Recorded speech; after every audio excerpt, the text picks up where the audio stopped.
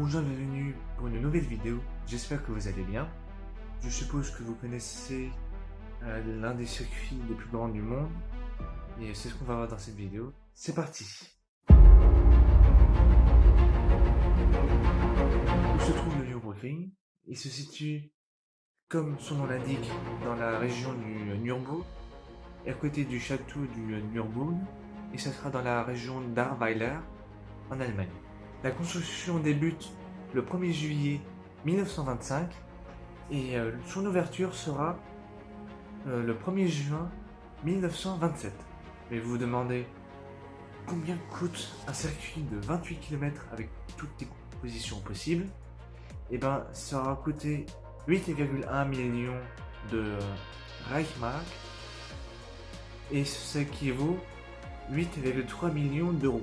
Mais tout débute dans les années 20 où l'Allemagne n'a pas encore de circuit permanent, pas comme la France ou l'Italie qui y font bonne figure, et c'est bien sûr contradictoire à ce qu'on connaît aujourd'hui avec l'industrie automobile en Allemagne. Et c'est pour ça que les autorités allemandes ont voulu créer un circuit les plus prestigieux possible avec 28 km, avec toutes les compositions possibles. Et le deuxième plus grand circuit qui existe en Europe, c'est celui à Spa, loin derrière, avec 15 km en moins, avec 13 km. Et le sujet de la vidéo, c'est pas Spa-Francorchamps, mais le Nürburgring. Revenons donc à celui du Nürburgring. Il est construit à côté du château Nürburg et il est construit dans le massif de l'Eifel. Et c'est pour ça qu'on appelle ces courses les courses d'Eifel. Ce circuit, il est constitué en deux parties, entre la Nordschleife avec 25 km et avec la Südschleife avec 3 km. Ça fait en tout 28 km. Donc presque 30 si on fait tout le tour. Et c'est quand même long faire 30 km en course. Un circuit divisé en deux, ça existe ça? Oui, effectivement. Ce circuit, il est divisé en deux, mais il est quand même relié. Mais il est quand même divisé en deux. C'est difficile à comprendre, mais en vous montrant la carte à chaque fois, je pense que vous pouvez comprendre. On peut faire des milliers, des milliards de configurations comme vous voulez, mais la plus connue, bon, je vais vous la mettre plus tard, mais c'est la Nordschleife, où l'on peut aussi rouler dessus, mais c'est pour plus tard dans la vidéo. Mais commençons par la Südschleife.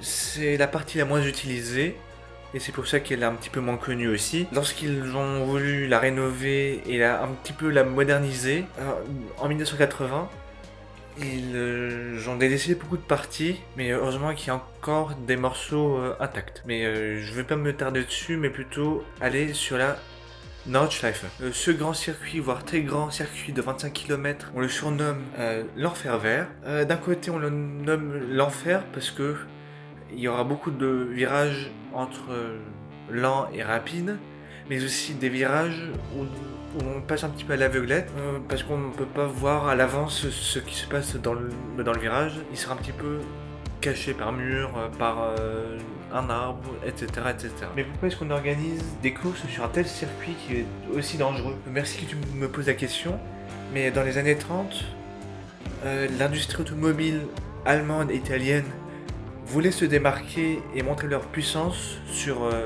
des circuits, et donc ils ont commencé à organiser des courses sur de tels circuits comme le Nürburgring pour se démarquer. Et c'est là aussi que l'on commence à ouvrir le circuit pour tout le monde, pour la famille et tout ça, pour créer un événement, et donc pour encore plus idéaliser ce circuit. Et en plus, à l'époque, on pouvait payer 5 marques pour pouvoir faire un tour de circuit sur un circuit qui n'est pas comme les autres. Par la suite, le circuit a été boycotté pendant les années 70 parce qu'il a été trop dangereux pour pouvoir aller à la place à Hockenheim. Ce boycottage a été mené par Jackie Stewart. En 1971, il aura à nouveau été aménagé et à nouveau utilisé par la Formule 1. En 1976, elle n'a pas seulement été abandonnée à cause de l'accident de Niki Lauda,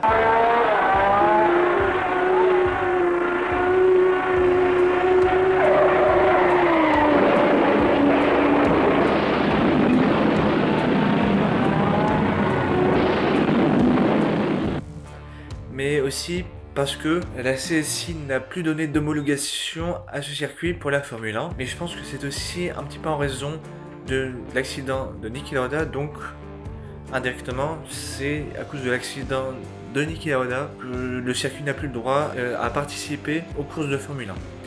Les 1000 km du Nürburgring ont été créés en 1954 et n'auraient été que délaissés en 2018 et 2019. Et c'est là où l'on aura pu y mettre un record de la piste qui aurait été imbattable pendant 35 ans avec 6 minutes 11 et 130 millièmes. Et ce fameux pilote allemand, ce sera Stefan Bellof dans sa Porsche 956. Mais elle aurait été battue en 2018 avec la Porsche 919 hybride Evo. On est toujours créatif pour les noms de voitures et je pense que ça continuera. Et ce record, il aura été battu de 32 secondes avec 5 minutes 19. Et il aura fallu attendre 35 ans pour battre ce record. Pardi. Et certaines parties de ce circuit sont bien connues, comme le carrousel. Si vous voulez profiter aussi de ce circuit comme les grands pilotes, vous pouvez acheter un ticket. Un ticket. Mais pour un tour seulement. Mais bon. Ce tour de 20 km, je pense que vous pouvez profiter si vous ne roulez pas si rapidement que ça. Vous pouvez quand même profiter d'un circuit légendaire pour 30 €. Mais je ne vous ai pas encore parlé de la dernière configuration où la F1 va rouler cette année avec des conditions un petit peu froides, environ 10 degrés Celsius et avec de la pluie. Et ça sera sur la partie circuit court ou sur la partie Grand Prix. On verra apparaître la Formule 3 en 1975 avec 5 participations à 5 Grands Prix différents. Ça sera à Monza, Anderstorp, Monaco, à Croix-en-Ternois et au Nürburgring. Ces coupes de Formule 3 connaîtra des grands pilotes comme Alain Prost. Le circuit court est l'un des plus courts avec à peu près 3,6 km. Oui, c'est vrai que c'est court par rapport à la Nordschleife qui fait 25 km. Oui, c'est vrai, mais par rapport au Red Bull Ring où j'ai fait une autre vidéo qui est affichée là ou là, mais je sais plus trop.